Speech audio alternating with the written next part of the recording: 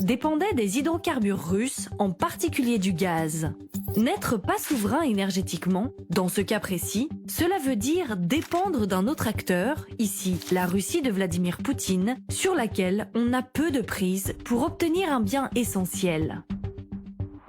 Il faut alors se tourner vers d'autres pays, comme les États-Unis et le Qatar, même si ce changement de fournisseur crée de nouvelles dépendances.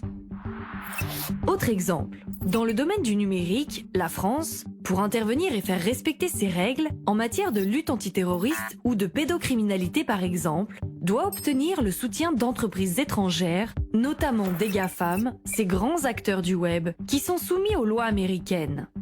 L'État français n'a donc pas toutes les cartes en main, même sur son territoire et sa population. Sa souveraineté numérique n'est pas pleine et entière.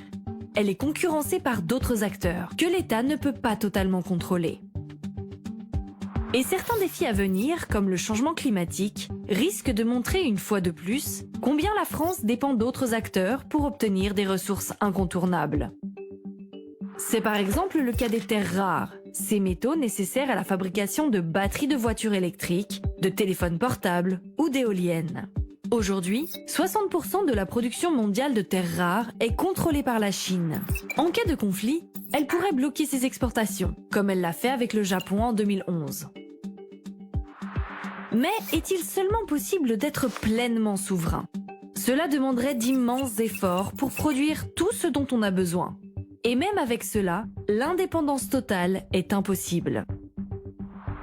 Par exemple, un pays sans accès à la mer n'aura jamais accès aux ressources marines. Face à ces obstacles insurmontables, il n'y a que deux voies possibles. Coopérer avec d'autres États, avec lesquels on peut échanger les ressources dont chacun a besoin chez l'autre. La coopération est donc possible en cas d'interdépendance entre deux États.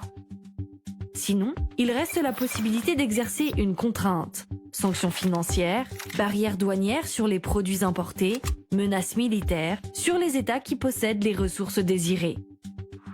Le cas extrême étant la conquête des territoires convoités.